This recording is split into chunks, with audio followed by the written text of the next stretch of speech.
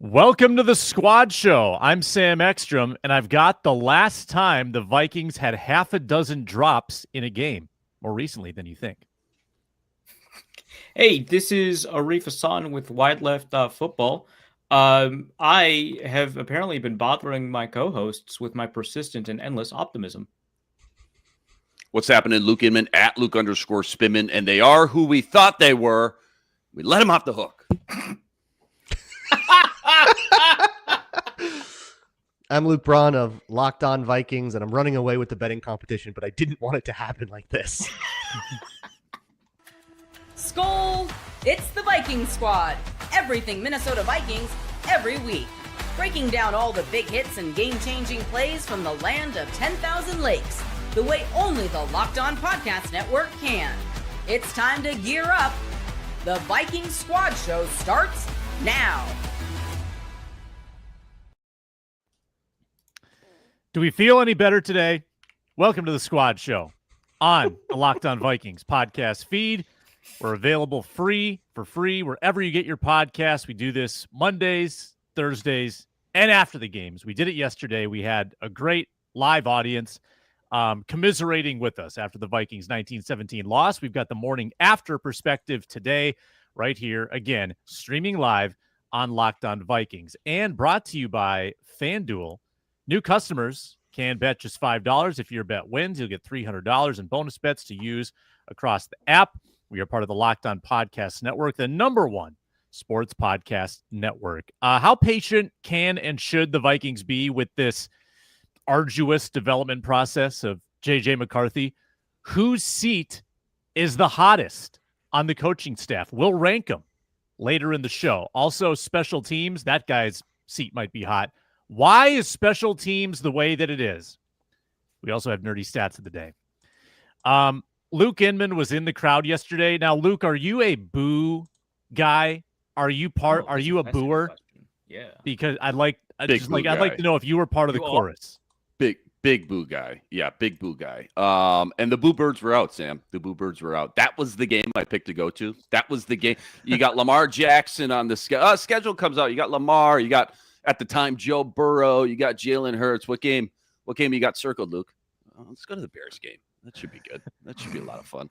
Yeah, Bears fans, man, they were out. Holy smoke. I don't know if you could tell on TV. It felt like 65-35 Bears. They had that place stacked up. It did not sound that way on TV at all. I could not tell from the broadcast that was the case. Okay, well, they were out. I mean, you could hear it in the stadium. You could feel it yesterday. They're having fun. 6-3 going into yesterday.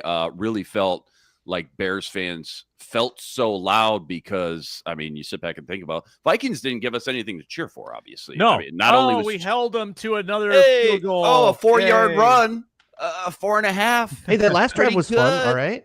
That one was last cool. drive was great. But I'm sure you guys talked about it on the Insta reaction, but JJ obviously was terrible. I mean, I'm talking, you could, even in the stadium without the all 22, the replays, things like that, you could just see that when the ball left his hand, you could just tell the trajectory. Some of these balls weren't even going to be close. I obviously, I don't go to every game, but that was without a doubt the loudest Boo Birds I think I've heard with my own 2 years at a Viking game, US Bank or otherwise. Just nothing to cheer for, man. No splashy plays to get excited about. Again, we joke. The run game was solid for 55 minutes or so. Their long was, like 7, 8, 9 yards, though? Like, no splashy, fun plays to get juiced up about. It was very boring, so uneventful until obviously the very end, but just not a fun, entertaining game to sit down and watch. I mean, just as far as being entertained sitting in my seat, probably the best part up until those last 5 minutes were the 2025 mascot game versus the Spring Lake Park fifth graders. Grimace from McDonald's made a special appearance, which was like, wow, dude, goosebumps, HOF in the building, stand up and shout. It was unbelievable. But seriously, like JJ was so bad. I'm looking up and they got some team stats up on the Jumbotron. 74 passing yards well into the third quarter. Like what are we doing? They could have put a documentary up on the Jumbotron about how Play-Doh is made, And that would have been more entertaining than what I sat down and watched. It was just rough all day, again, until the very end. But you say that like you picked an example of something boring, but I would in my algo. genuinely like watch that. Like It's throw in that my up on a algo. YouTube channel. There's a reason I picked that. Yeah, go check it out. Go check it out. Go check out my blog. Luke, we tried to contextualize this on the post game yesterday. Yeah. So remove the interceptions, which are clearly damaging and bad. Mhm. Right. The completion percentage, McCarthy and Williams, identical, 16 of 32. The class of 2024, the pride of that 2024 class. Right. JJ, man. Wow. But it felt like Williams was just so much better. That's how bad McCarthy's day was. Like a lot of those Williams incompletions were smart throwaways, right? He used his legs well. McCarthy didn't use his legs at all yesterday. Did he have a rushing attempt? I'm not sure he did. Just two stat lines fairly similar. One quarterback very different than the other, and we'll get into the drops. But I want to pose this morning after. Is this what we bargained for? Is this what development looks like? Yeah. Yeah. The quarterback has to develop. Like, some just skip that. Mahomes skips the steps. Most quarterbacks have a little. He sat for a while. Yeah. He sat. He was taking practice reps all year. Yeah. Little different. But of the quarterbacks that play 5 games, McCarthy's way, way down that list, right? I know people like to use the Peyton Manning example. Oh, he struggled in year 1. This is bad. This is really bad relative to all other quarterbacks that have played their first 5 games. And I've got the numbers. I filtered it out last 25 years. Of 118 QBs that played 5 games and had 100 pass attempts, McCarthy is 99th of 118, tied for 5th most interceptions, tied 25th in sacks. He's 101st in average net yards per attempt, or adjusted, 104th in rating. I could give them all to you. Bottom 10%, bottom 20% of that list. But who's below him? Jared Goff, the best quarterback in the division. So Enough said. Point. Let's wrap it up. Mic drop. Segment's over. No, this is, people are saying this is what development is. Like, you have to be, I don't know. Doesn't feel like this is the way development should look like. This is much worse. What do you mean? What is it supposed to look like? Like if you want Jaden Daniels, you just want to show right up, right? You don't want Nathan Peterman. Just move on. That's the bar. That's quarterback first round. Yeah, just like have him. I look around. I look around other quarterbacks close to JJ McCarthy on the list. There are not a lot of reclamations there. No, they're not. A lot of people who start out this way work their way up the list, and it's all going to be okay. How about just concerning?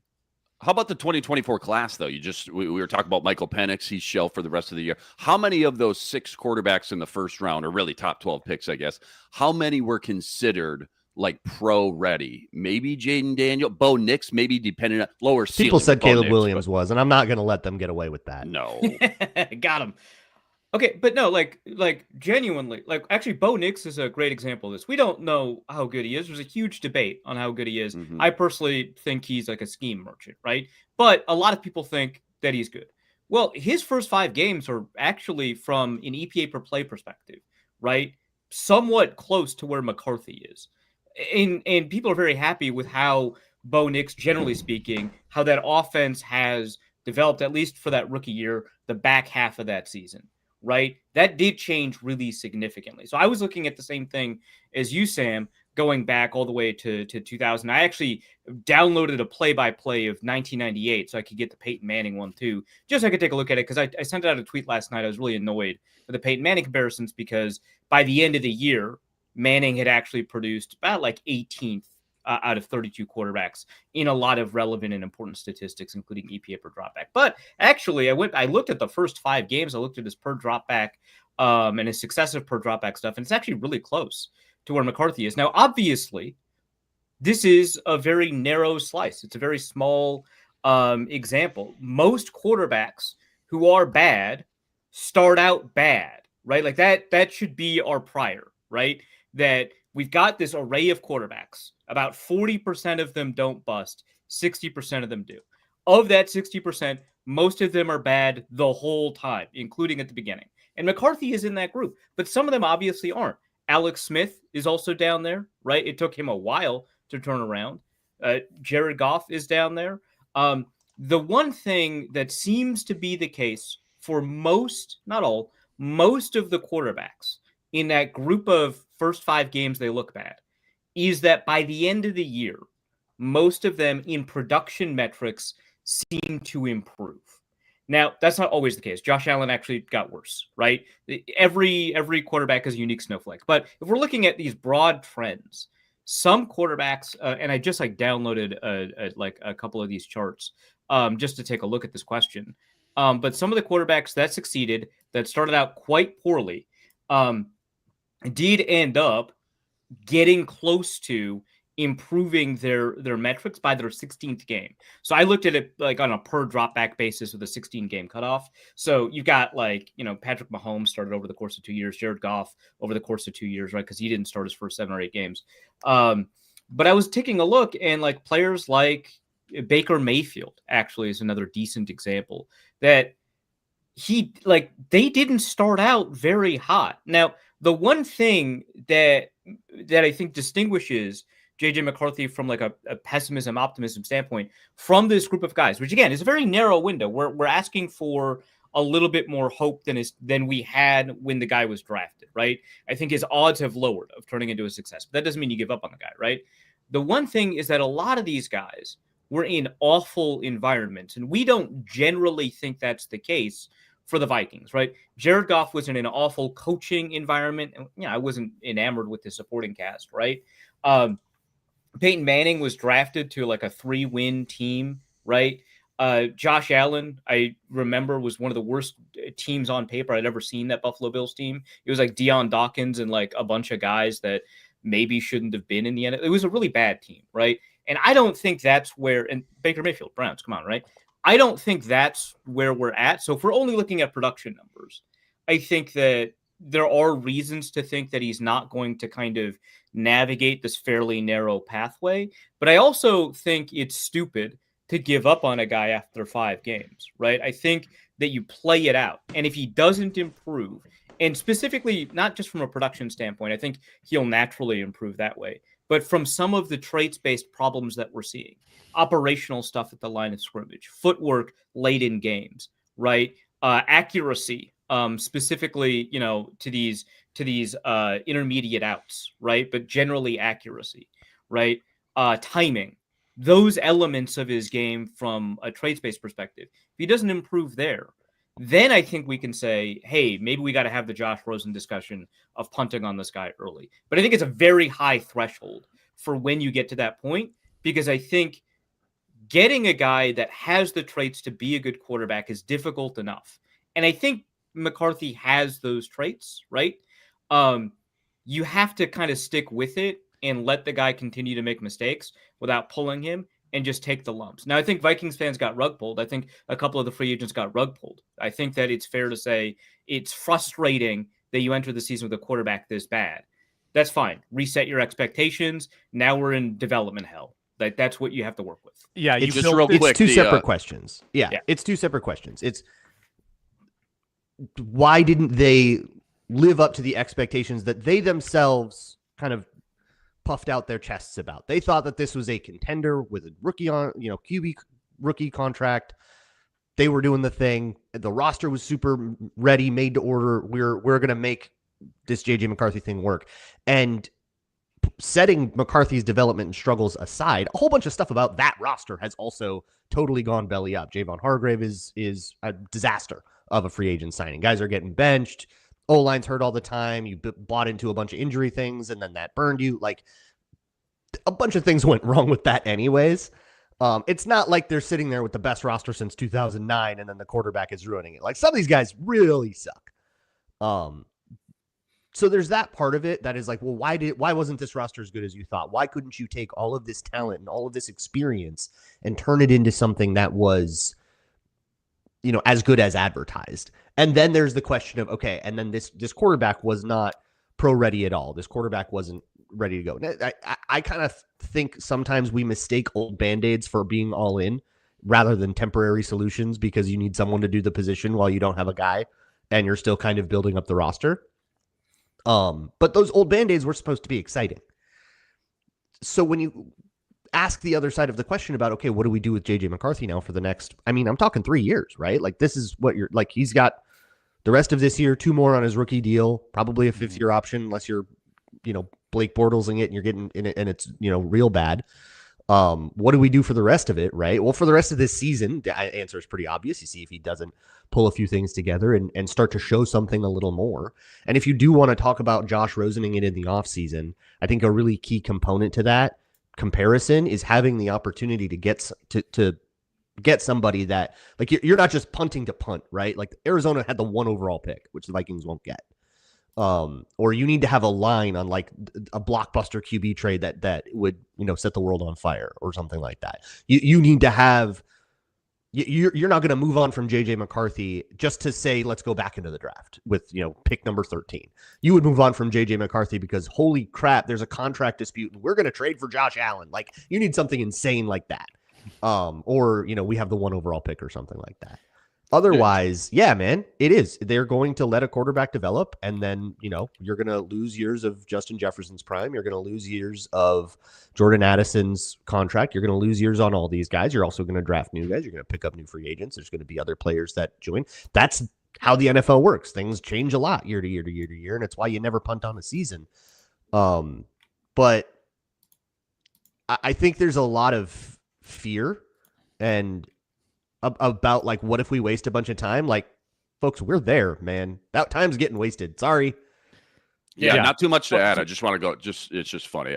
Knicks versus McCarthy comparisons. Knicks 25 right now, JJ 22. But the starts, total college and pro starts, Knicks 89, JJ 33, and you can even go back to Arif's point about how Knicks at the beginning of last year, those first 5 games didn't look good too. I mean, you could take out the 28 games started, Knicks has under his belt with the Denver Broncos in the NFL. And again, he's still got twice as many starts. I think, when we think about JJ right now, start number 5.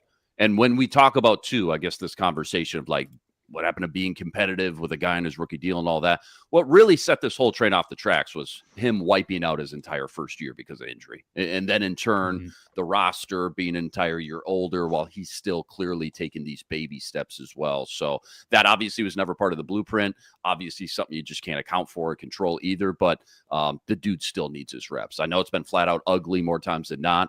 Not to say that he hasn't done some things well. I mean, you can put that, I guess, small amount of things that we can get into on his resume too. But just when you sit back and kind of examine from the eye test, you just sit back and watch him. He's just the speed of the NFL game going from college to the pros and commanding a real NFL offense, KOC's offense, no less.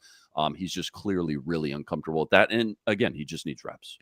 A gamble was taken when they built a win now roster, and Too Evil to Hope in the chat points this out. They took a developmental QB and created a win now scenario with the way they constructed the team. A gamble was made that magic could really happen if we have this roster set up and he can skip some of the growing pains and be ready to win. That's where the window lies. And in providing that support for JJ McCarthy, I think Kevin O'Connell thought he was serving his young QB in ways that other organizations didn't. He felt like this was the best thing to do. And in some ways, that's damaging him because of the expectation that's been created. I don't know if I agree with that. I think it cuts both ways. If that line is healthy, that line has not been healthy. And then the backups on that line have kind of undermined that whole point. But like, he got pressured like 8 times last week. That's a great environment for JJ McCarthy to the offensive line do the best played well. he can. I should note that this was JJ McCarthy's fastest time to throw by a significant margin. Yeah, which helps. Which plays to the scheme thing I talked about yesterday. Like they did a lot of simpler things, and it worked a lot better. If only they could have figured that out before November. But I think putting a bunch of talent around the QB so the QB can develop a little better, I don't think that's like secretly damaging because of the expectations. It feels like that to us, but like the alternative to that is what? Well, let's only fix a couple of the O-line positions. We'll have Justin School out there all year. We don't want too much expectations on the QB. Like that feels like right. Yeah. But it does. I mean, then you need everyone literally has got to be lockstep in that they're not going to get impatient. And is that realistic? Is ownership, GM, are the Wolves going to get impatient? Do you know them? Yeah, right. Yeah, I think that's like, I think it really depends. You're impatient, and that's fine. I think it but really the Wolves depends and everybody else, they take it differently. On how much external expectations leak into and affect the building, right? I think that's the only way that, having an outstanding supporting cast could be kind of a double-edged sword. And I actually think that that's kind of unlikely in the sense that if you have a quarterback that is affected by those things, you're probably boomed regardless, right? There's no way that quarterback is ever going to succeed if that's the kind of thing that impacts them, because every quarterback is going to go through some rough patches, and those rough patches are going to affect their psyche. Now, obviously, younger quarterbacks are probably a little bit more kind of vulnerable to that kind of thing, and you do want to like prevent, psychologically, damaging them and stuff like that. But I just generally think that what you're discussing is about external expectations. And I think internally, there's just a different way to evaluate it. And I think that there's a really high likelihood that this is a staff and a front office and an ownership group that is aligned with being very patient with these things. And I think what has historically happened with Vikings ownership and the various, members of the front office and coaching staff is that there has been a conversation about what expectations are, right? I think the Wilfs have been pretty correct to move quickly when it makes sense to move quickly. Like, hey, the expectations were, we just got off the NFC Championship game. You were expected to win. So sorry, Brad Childress, you're out, right? Whereas you get a new quarterback, you get a new coach, you're like, hey, we've got a little bit more time to kind of to stretch this out. We'll be patient with you as we figure out who the heck Christian Ponder is, or as we figure out kind of who the heck Teddy Bridgewater is. I think I think generally speaking, the front office and the ownership group has a good understanding of what timelines are appropriate for the situation that the front office and coaching staff is in, and play to those expectations. Not a lot to add on that. Let's break. Okay, hold that thought. We're late. Also, whose seat is the hottest on the coaching staff? That and Luke Inman's poignant thoughts after this. We're brought to you today by Mint Mobile. If you're still overpaying for wireless, it's time to say yes to saying no. At Mint Mobile, their favorite word is no. No contracts, no monthly bills, no overages, no hidden fees, no BS. I said yes to making the switch and getting premium wireless for just $15 a month. Mint makes it simple. All plans come with high-speed data, unlimited talk and text, delivered on the nation's largest 5G network. You can even bring your own phone over with the same number, same contacts, all of that. Keep continuity. We're shooting for continuity here with our wireless plan. The setup's really easy. You get the same quality service you had before. It's just a fraction of the price. Ready to say yes to saying no? Make the switch. MintMobile.com/LockedOnNFL. That's MintMobile.com/LockedOnNFL. Upfront payment of $45 required, equivalent to $15 a month. Limited time, new customer offer for first 3 months only. Speeds may slow above 35 gigabytes on unlimited plan. Taxes and fees extra. See Mint Mobile for details.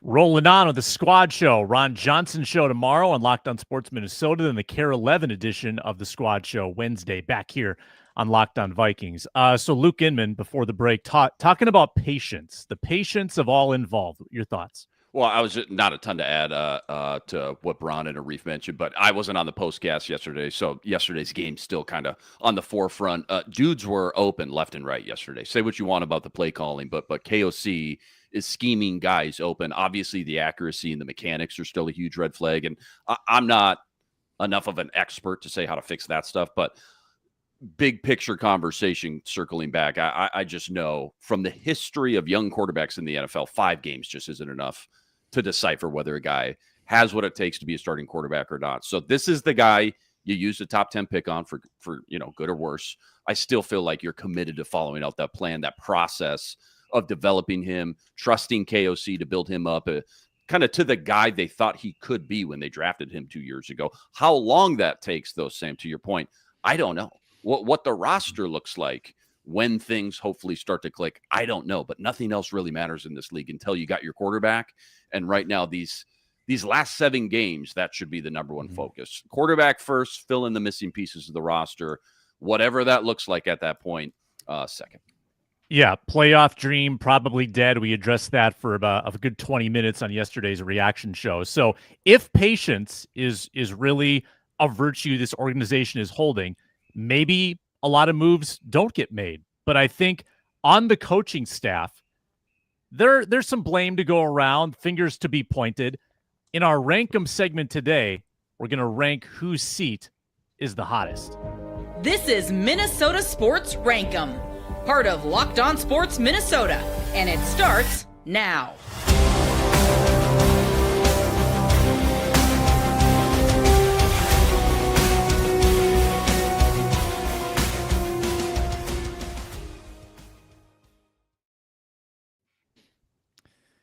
We don't mess around. We don't bury the lead in this segment. I want your number one first. I want who has the hottest seat on the staff. Let's go to Arif Hasan. Matt Daniels, unambiguously bad, but we'll talk about that in more detail. But like unambiguously bad coaching, unambiguously bad results, persistent repetition of the same mistakes over and over. It is a bad special teams unit. It, in some ways, lost the game for the Vikings. Now, the primary author of the loss this Sunday was J.J. McCarthy, but there's a supporting author here, and it's the special teams unit, right? Like the Vikings would have won that game with the good special teams unit, right? So I think Matt Daniels has the hottest seat. That's number one for me. We can talk about 2, 3, 4, 5, but that's number one. It has to be Daniels, yeah. The only redeeming thing I can think of is they finally have a kicker with a quiet mind. Which maybe, hey, you know what? I don't know how burned you all are by kicker problems, but maybe that's worth it to you. But they've been pretty dreadfully bad at kickoff returns. They've been pretty dreadfully bad at kickoff coverage. Of course, they gave up the big one in such a huge spot. Ryan Wright shanks one every other week. There's a lot of really bad stuff on this. And I think the problems that lead to that on special teams aren't ones that you can make a quick fix for. They're you didn't practice how to block. Now your guys can't block. You're just kind of in that now forever. There's nothing you can do about that. You can't just take a whole offensive, drill out of your practice week so that your kickoff people can learn how to block. Also, I don't know if you saw the clip from the end of the broadcast of Kevin O'Connell on the sideline when that happened. Oh, he was not happy with he had some choice words had some choice words that I don't think we can repeat on this show for Matt Daniels. Time to pull up my DVR. I'm very excited for this. Yeah, when you don't know how to block, when you don't have a proper technique, when you're maybe just not as good as the guy across from you and you get beat, that's when you start to hold. Eventually you're going to get caught, and they've gotten caught time and time over and over again. And we talked, maybe the bigger conversations here with special teams, we talked a lot about how top heavy this roster was going into the year and how the second and third team guys, we just weren't super confident in. I think that's starting to show a little bit. 10 weeks into the year that the special teams unit just isn't very good. So Matt Daniels, somebody's got to take the bullet. I don't know. Matt Daniels, he's got to fall on that sword, but it might just be a case of pick 100 too on Ty Felton without any expectation of ever having that guy work from scrimmage. Do you want to guess where the Vikings rank in special teams penalties? Gotta be bottom 3. I know they're number 1 in kickoff return penalties. I'm going to guess, 2 or 3 overall in special teams penalties. 5th. They are 5th in special teams penalties. The Titans have 20. Yeah. The Raiders and Patriots have 19 each. Cowboys have 18. Vikings have 17. And it is possible to be good at this. San Francisco has 3. So through the 3 years of work, Daniels was here in 22, right? He's been there every year. Yeah. With KOC. Mm-hmm. Coming off of 2024, I think we would have said pretty happy with the special teams, pretty pleased with his work on the whole. Will Reichard, solid. Ryan Wright, solid. The units, solid. Is there enough equity there to buy him one more year? No. Would be my question. I believe not. I believe this has been too dysfunctional of a unit. Yeah. The kickoff change certainly has exposed some for being more innovative than others. Don't think the Vikings have been particularly innovative. They also have they tried their who would thing. be on a historic year if not for these holding calls, assuming that he's able to, still complete some of those runs. Right. Yeah. Tavier Thomas also is tied for the most special teams penalties in the lead. Like Tavier himself has been a one-man wrecking crew. I didn't have him on my final 53. I just want to be clear. That's not me. That's not and by on the me. way, don't put that on me. They punted away on a 6th round rookie, trying to sneak him off to waivers so that they didn't have to cut Tavier Thomas. I don't want to. Kobe King playing on the Jets now. You lost him. I'm looking at and a four unit. Also, Kobe King was worse than Tavier on special teams. Also, trying to. He got a lot of penalties too, but that's a rookie you spent a draft pick on. Yeah. Trying anyway made a good point in the comments too. Kenny Nwangwu looks good. He has a return touchdown, and he's got some pretty good returns on top of it. So, I mean, they cut him when the kickoff wasn't a thing, when it was like all touchbacks the 1 year. They were like, we don't need him, and then the rules changed again. He was good the whole time, though. Of the no return era, he was a leader in return yardage. Like one of the only people actually doing it. He was doing. It's crazy. Oh, people in the chat are just now learning. Yeah, that happened a couple weeks ago. We cut Kobe King trying to sneak him to the practice squad, and he got claimed on waivers by the first team in the order. Austin Keys, dude. Austin Keys on the roster. That's got that going for us. The draft class, Donovan Jackson. I think we really like his future. Ty Felton's been a good special teams asset. Tyrion Ingram-Dawkins, rotational piece, could be exciting. And then nothing from Kobe King, obviously, and Gavin Bartholomew. So you've got 3 dudes, like in this draft class, that could make this class acceptable. Yeah, you're getting what you thought you were getting out of those guys, I guess is the kind way to put it. And then we just kind of don't have to talk about what that means with Ty Felton. The next hottest seat behind Matt Daniels, I'm going to go Wes Phillips. That seems like an easy move to make to get another offensive influence in. Now, if you want to go lower down the ladder, I mean, you could get rid of your pass game coordinators like Brian Angelico, Brian Cordell. Those are your specialists in the pass game. Maybe that's an even easier move to make without rocking the boat too much. But Wes Phillips would also be a fairly logical move to try to get someone else in. I'm going to go with McCown. I'm going to go with McCown.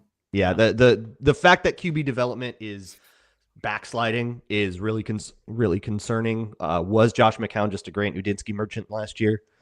And I also remind you that the last young quarterback that he developed was the first year of Bryce Young, which was terrible. And Bryce Young, post McCown, has taken quite a few steps forward without him. So I'm thinking that his reputation as a Kevin O'Connell style former QB that knows how to be a QB whisperer, maybe not your future in this league, but maybe you got to be a scheme guy or something.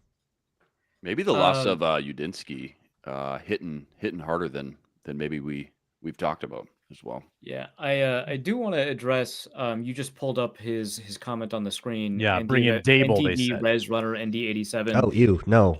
Just a wonderful set of bad suggestions throughout the show today from our guy here. From wanting to get Ryan Poles in. And you two can join live. No. Ryan Poles. No, I know. Hold on. Let me finish, Sam. Yeah. I understand. Oh, yeah. If the Chase trying to get Claypool trade Ryan Poles in here, but would not calling shut up him about it. Brian Poles and spelling both parts of the name wrong. From bringing in known awful human Brian Dable in. There's just some incredibly terrible suggestions. There's at least one more in the chat. Just incredibly terrible suggestions. If you want to get roasted, of course, come in and chat away while we do live shows. But that was YouTube.com/LockedOnVikings or /LockedOnMinnesotaSports. Thank you. So yeah, just terrible stuff. But I think I would prefer to get rid of McCown over Wes Phillips, because when we think about kind of what their jobs are and how they've evolved their jobs, obviously one of the mysteries is what is Wes Phillips' job, because the most visible part of being an offensive coordinator is the play calling, and that's what Kevin O'Connell does, right? But we were just talking about, like, last week about Kevin O'Connell losing play calling duties because of how distracted it may be for a play calling head coach and to remove himself from play calling. But if we look at stuff like play design, the play designs are very good. I don't know how much Kevin O'Connell or Wes Phillips is involved in that. And if we want to talk about the way that the offense has adapted over the course of this year, we're not happy with the offensive output. But I actually think that the offense has adapted a lot over the course of the year for their quarterback situation and circumstances, for the opponent that they're playing against, really well. And if Wes Phillips is part of the game planning or design process, I would not want to get rid of him. The really heavy play action usage against the Browns, the faster time to throw and simpler game plan in this game here, what they did against there are adaptive changes for how the offense is being designed and implemented from a game planning perspective that I think are actually positives here. But the quarterback development is bad. And that to me sounds like a McCown problem, not a Phillips problem. Again, I don't know how involved Phillips is with all of this, but it is difficult for me to put him on the hot seat in the same kind of category as Daniels and McCown, if I think that the offense is actually changing and evolving in ways that are at least attempting to maximize this group of players that's just not playing all that well. I do have McCown below or above Phillips for a lot of that reason, but I do think with the design, the whole idea of the designs being like overcomplicated and there are deep schematic issues, like the breaks of routes not marrying to the top of drops, like some of the spacing not making sense, like too much window dressing, and then you're giving up pressure and not really asking your players to do stuff that they are capable of. And I think that has infected the entire team for sure. But that is a scheme design issue that I think kind of falls on Wes Phillips's head. I hope they fixed it this week. They did a lot better with that this week. Maybe it's a thing of the past, and then it kind of doesn't become part of your end season evaluation. But if we're just trying to come up with names, like you said, Sam, with Wes Phillips too, that he is just like a cut up, trimmable, sacrificial lamb. So I've got him third on my list. Well, I mean, Inman will end with you here, but I think the play around Phillips could be, there are going to be questions about KOC giving up play calling duty. I don't think he will, but there will be questions about it. And if he wanted to replace the OC with a known commodity at play caller and at least have that on the table to, maybe appease the masses, I think that could be a possibility. Definitely could be a possibility. I think if I'm Wes Phillips and they call me into that office and say we're parting ways, I'd say, you didn't put me in the booth, though. Remember last year? That was the conversation. You put me in the booth, man. All of a sudden, the offense started to click a little bit. I think to Braun and Arif's point, just from my own two eyes without watching the game back yet yesterday, guys are open. So I do think the offense is evolving quite a bit. We'll see how much it continues to evolve or what kind of ebbs and flows it goes through, I guess, these last 7-8 games. But certainly both are in play. I tend to lean a little bit more towards McCown just because he's so heavily married and tied to the quarterback, and that has been the biggest issue. The offense, again, as a whole, week to week has gotten better in fine-tuning some things. The offensive line looked a lot better yesterday. The running game's been clicking. There is guys open in this passing game. I promise you that. But I think just by a little bit, I'd put McCown over Wes Phillips. Macho Meach has been trying to statistician us here, and I think he's wrong. 4-2 without the squad in attendance, 0-4 with. Weren't you guys at the London game that they won? Yeah. 1-2 this year with. Mm-hmm. For me. Macho, we'll need to amend that on Macho Meach reference page. Also, plenty of folks in the comments saying, what about KOC? What about Flores? They're clearly not. 0% chance in my mind. Flores? I don't understand it. I saw that in my Twitter replies too. Get rid of just Flores. Want everybody. Like some people are just like clean it all out. I think they just want the team to move to San Antonio so they don't have to root for him anymore. That's got to be it, right? Because like Flores is performing really, like all of these teams except for the Eagles and Chargers. All of these teams are being held to well below their average production this year. This is one of Caleb Williams' worst games of the season. That's what you want, right? This is one of the worst points per drive that they've scored. That's what you want, right? They gave up that one touchdown drive. Oh no. Are defensive coordinators expected to pitch shutouts? The visible problem of tackling is an issue, but the invisible success of forcing a throwaway should be accounted for, right? I don't know, man. The defense is, I think, performing above its talent level. Have you seen Harrison Smith run? Have you seen Theo Jackson take a tackling angle? There's not as much to work with as I think a lot of people think. Yeah, your front seven is in pretty good shape for next year, but you're going to have to reinvent safety. You're going to have to add bodies at corner. Probably surely this time they will. Probably okay. I don't know. I don't know a linebacker. You got a couple pending free agents there with Pace and Eric Wilson, but there's plenty of time in the offseason for that. We've got nerdy stats of the day next. I'll tell you the last time the Vikings had 6 drops. Brought to you today by FanDuel. Did the Vikings cover yesterday? No. Home favorites? Didn't happen. But you can get all the lines, all the over-unders, the spreads, the props at FanDuel, whether it's NFL or NBA or NHL, college football, college basketball, all available at FanDuel. Live wagering, very fun. You can get those live lines and oftentimes cash in big if you bet the comeback. You can stack up player props during the game, receiving yards, passing yards, whatever it might be, for a same-game parlay. FanDuel right now has a great promotion. If you bet $5, new customers bet $5 and win, you get $300 in bonus bets to use across the app. Sprinkle it around the app however you want. Head to FanDuel.com. Sign up and play your game with FanDuel. They're the official sports betting partner of the NBA.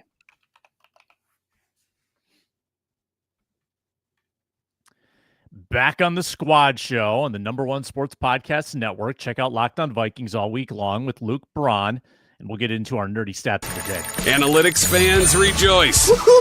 It's time to get educated. Whoa, you're blowing my mind right now. With the nerdy stat of the day.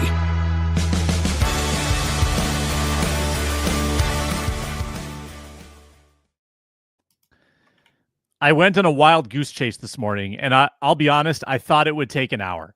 Because to find drop counts for a given game, the only way I knew how to do it, Arif, maybe you can tell me how to do it differently, was to go game by game on Pro Football Focus and just see what the drop count was.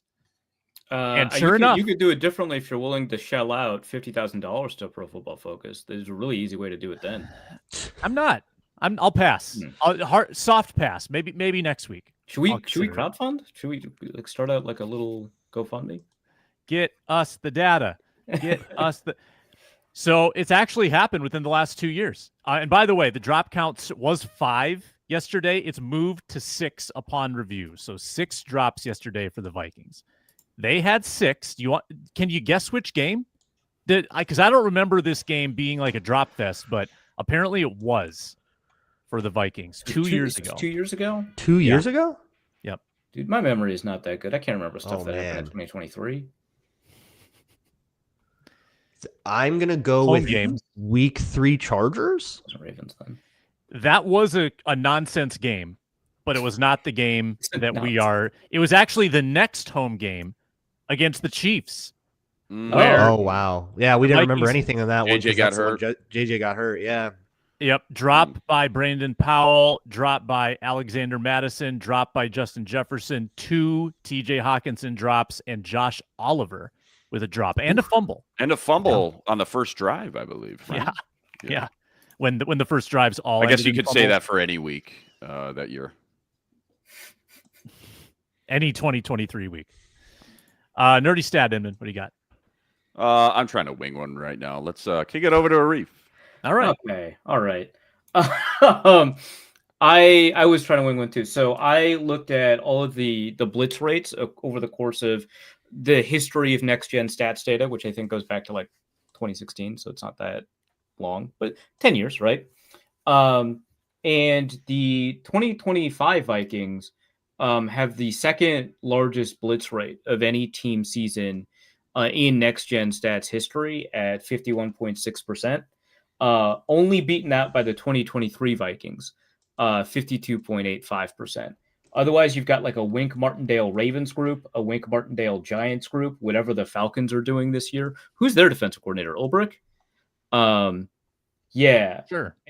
And then I think of Martindale Ravens in 2020. So it's Wink Martindale and Brian Flores, and they're the ones kind of holding down the fort blitz-wise. It's fun.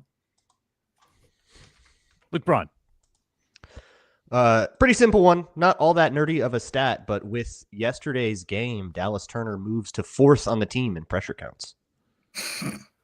Below Grenard, Jonathan Allen, and of course, Jalen Redmond. Of course. Jalen Redmond is the best part of the 2025 Vikings. Tell me I'm wrong. Yeah. It would be Miles Price if you're someone not. just It's so cool. Where did this guy come from? Yeah. It's such a cool story. I love it.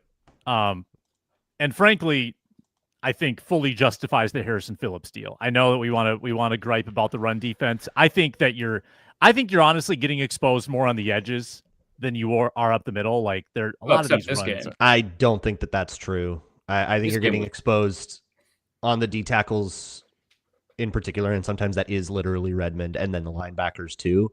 I think it justifies the idea of trading a DT away, but you did the wrong one. You should have traded away one of your new free agent acquisitions and just dealt with that kind of looking funny. Would have been the weirdest trade ever. Yeah. Sure. Not what I was looking for, but first time the Bears have been in first place in the NFC North in 7 years, back to 2018. I don't remember who 2018? Mitch Trubisky?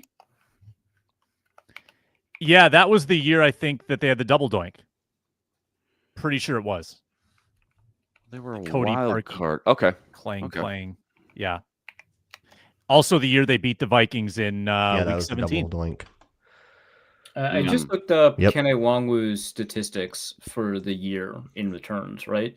So he currently leads the league in yards per kickoff return, as well as in starting field position when he's the returner, by a huge margin, by about 8 yards versus Derek Young.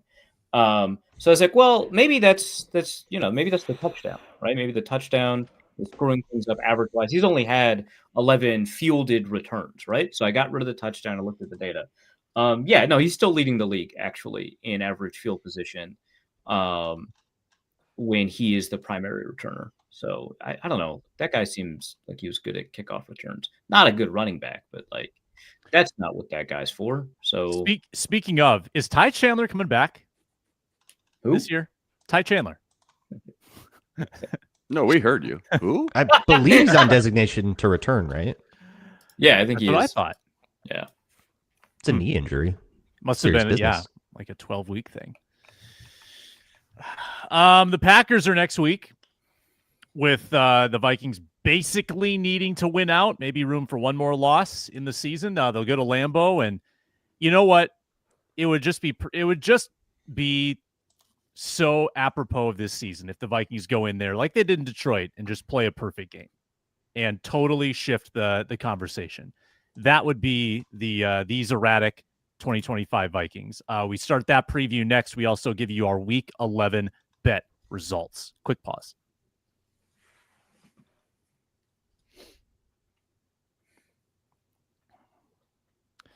All right, back on the squad show. Let's just rip the Band-Aid here. Week 11 bets. Again, I'm trying to make up a $6,000 deficit. I did a two $1,000 touchdown scorer parlays. I got one. I got Jordan Addison. Not a parlay. I got one touchdown scorer. I did not get the other half. One leg. Yep. I got one half of one leg. Jordan Addison. I needed either Williams or Loveland, but it was Monangai, and that was Arif's guy. Monangai. Hey, let's go. Arif went 1-1. Arif, though, treading water. Luke Braun extending his lead, and as you alluded to in the cold open, Luke, you have made an absolute fortune betting against the purple. I'm getting something at least. That's, it soothes emotional the sting hedge. a little bit. Yep, the emotional hedge. Big emotional hedge guy. It's working. Luke Inman, we're digging a big hole, man. It's getting ugly. It got ugly a couple weeks ago. This is just embarrassing at this point, Sam.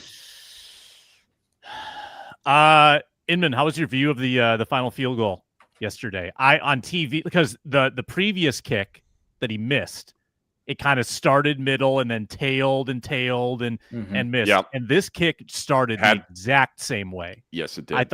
I thought it was. Yeah, I thought I was gonna miss wide. too. I was like, this would be so funny.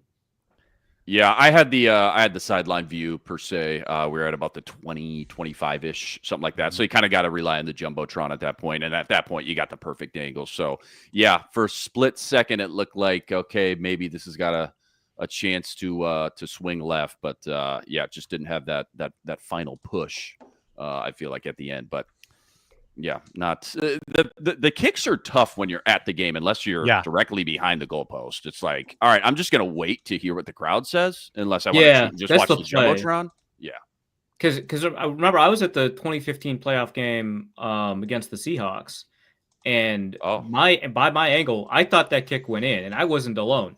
Everybody in my section, including the Seahawks fans, thought the kick went in. There's like 3 Seahawks fans that braved the cold. Man. It was a very embarrassing cheer. I think a lot of people just assume, like, okay, chip shot, dude, it's going in. Right. Right. Like, we don't need to wait for the reaction, do we? Did you see the weird Carolina New Orleans chip shot to win the game yesterday? It was clearly good. It wasn't that close, but the officials never put the hands up. Like, one of the officials was saying no. They never put their hands up, but everyone came on the field anyway because they knew it was good. It was weird. Go back and watch that video. Yeah, I didn't see that. I didn't see that. It was strange. The next opponent, Green Bay Packers, next week for the 4-6 Vikings. They're coming off a narrow win against Arif Hasan's Jameis-led New York Giants. And he did throw that pick late in the game. Finally threw them. He tried so hard to throw that pick, and they wouldn't let him. But they finally gave him the pick he wanted. So the Giants edge up to 2-9. Packers are 6-3-1, 2.5 games above. I mean, I'm not saying the Vikings can work their way back into this race, but their first meeting with the Packers this year. Say that again. It's good to be updated. Yeah, they're 3 games back. Don't worry about it. Yeah. I mean, really, did 2.5 really with the tie. Hey, sweep them, and it's a different. There you go. Just sweep them. Yeah. Yeah, I don't like to because score 5 touchdowns. That's going to be in my head for the rest of my life. By the way, just score 5 touchdowns. I said this on the reaction yesterday, and Inman, you can respond to this because again you were gone yesterday, so it's all fresh with you. It's just hard to buy into the notion that the Vikings they're not mathematically out. They can still get to 10 technically. They've gone on winning streaks with this coach every year, but we don't have a body of work. Like we don't have the tape to point to, they're close. Like this looks like an offense that's poised to just explode and go on a run. It's not like the Bengals or, we got Joe Burrow back. We can go on a run. It's hard to grasp this offense, this team that has trailed for some of the most plays in the NFL, like down there with the Titans and the Jets, that they're going to go on a run. So that's where it's hard for me to say there's hope left for this season. It's tough when you don't have that one thing to hang your hat on. Like, this is what we're elite at that can really carry us. Again, defense, I thought, gave up 19 points minus the 3 from the special team, 16 point. I mean, it's not really a defensive thing. We know that, although it's not as maybe elite as it was last year. Again, doesn't help your defense when your offense is going 3 and out and can't sustain drives, but they just don't have that one thing that just feels like it is an advantage week in and week out. And offensively, obviously, that's the big issue. They did get the running game going. I didn't watch a ton of the Packer game, but I saw Tyrone Tracy and Devin Singletary tore him up on the ground. They continue that kind of running game going against the Packers. Maybe that helps some things and just continues to kind of give the offense a little bit of life. Again, that's not going to be the end-all, be-all. Of course, you still got to pass the ball. But you're right, Sam. It's just a vibe check, man. It's just a vibe thing that, in a game of inches, the drops are one thing, which was inexcusable yesterday. But when you're missing some of these throws by that much and you're not even close, it's hard to sit there and say, yeah, if they just do X, Y, and Z, I mean, they're a playoff contending team. No problem. It just feels like we're multiple stages away or layers or steps away from being a very competitive team consistently week in and week out. Yeah, and Macho Meach says Ryan Kelly will come back and return us to glory. Maybe so, but we had this in like week 4, week 5. Okay, after the bye, we'll get the injured players back, and that will help. And we did, for the most part, except Kelly, didn't really help. Kind of got worse. I mean, the run defense, last game excluded, did get better with the return of Blake Cashman and Harrison Smith getting full-time snaps. That helped a little bit. Can I throw in a very, very late obviously helped nerdy stat that I've been trying to look up for the last 20 minutes? Perfect. Is True Media. I was trying to get a split of Eric Wilson's pass rush by where he lines up, whether he lines up as a defensive end or as as a linebacker. And as a true linebacker, lining up from depth and being a blitzer, twice as much pressure percentage. 11 of 55, which is insane. Really doing a great job blitzing on those running backs. He has as an edge, like he's been doing for 163 snaps. He has 4 pressures. He's done it. He's gotten there 4 times, which is so you're saying the 229-pound off-ball linebacker that played safety in college is better against running backs than he is against offensive tackles? Arif, are you saying you know better than Brian Flores? I would never. Sorry, Smith Borch is saying Demetrius Underwood isn't walking through that door to save us. What are you guys talking about? I was so locked in on True Media. What's happening? Oh, we're just talking about the fact chat. that there's not one thing that you can flip a switch where the Vikings will kind of move forward. There's too many problems to fix for us to reasonably expect that there's some kind of miraculous run. The chat has talked about a couple of miraculous runs, like 2 Packers runs in there, like 2016 and was it 23? I talked about the 2016 one last time where like they had to literally run the table. Yeah. So I guess that's the goal now.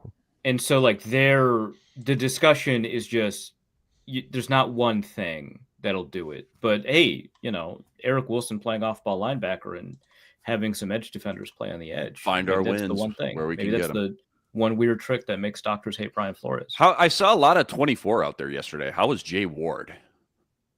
Surprisingly active. I couldn't give you a conclusion on how well he played on like coverage plays and stuff like that. Yeah, just the eye test though. Missed a sack. Missed a really bad sack. Who didn't though? Yeah, but like he got pressure. He's a safety, whatever. Yeah, he missed a sack. He got there. He affected the play. It's more than I was just surprised. I was like, man, 24's out here a lot here. Jay Ward played actually hold on. The box score would not quite support that he was out there a lot. 6 snaps, it says, is all. That's what, it. really? Okay, 6 snaps more than I thought going into the day when I was sitting at my seat that I thought I was going to see Jay Ward out there. He must have been flashing a lot for those 6 snaps. every play he was on the field, he did something. That's crazy. Had one run stop, 1 miss, which was probably the missed sack, 1 pressure. And which is no also targets. Also the miss sack. Yeah. in coverage. Yeah. Yeah. Someone asked if anyone got hurt yesterday. Isaiah Rodgers was fine, I guess, after the helmet to helmet. Took a stinger. Yeah, that looked kind of serious there on the field. Yeah. But they did the neurological testing, and as you know from Brian Dable's experience, they cannot be bullied. So he's fine. Packers next, then Seahawks, then the schedule lightens up. I mean, I think you got. Perfect. Wait, it's perfect for JJ McCarthy to rattle off a bunch of meaningless ones and make us feel like a little good and not get our top 10 pick from right. And a bunch of the worst people will be mad about that, which is perfect. Yeah, the arc of the universe tends it's gonna happen. Takes. Yeah. The arc of the universe tends toward people who want to quit on the season get punished. Yes, good. Yeah. That's justice. That's what he envisioned when he said that. Yeah. God made the world in his image, and his image is not a quitter. 2 months away from Luke Inman's prospect of the day. We're counting it down. You excited, Luke? Can't wait. He's already got one. You could probably start, honestly. I was gonna say, like, are we 2 months? Really? I'm seeing mock drafts on social media. It's Yeah, fine. get ready to learn the name Caleb Downs, I guess. Oh boy. Dante Moore, QB of the future. No. These Oregon guys, man, they just win. Dante Moore looks great. They're not getting a quarterback, man. The squad show's back on Wednesday with the Care 11 crew. Tuesday is the Ron Johnson Show on Locked On Sports Minnesota. Check out Locked On Vikings with Luke Braun. Check out the Postcast with Luke Inman. He's covering every single Wolves game after the game, instant reaction. And Arif Hasan writes at Wide Left. I'm Sam Ekstrom. Thanks for watching, listening, commenting, and subscribing today on the Vikings Squad Show. We'll talk to you next time.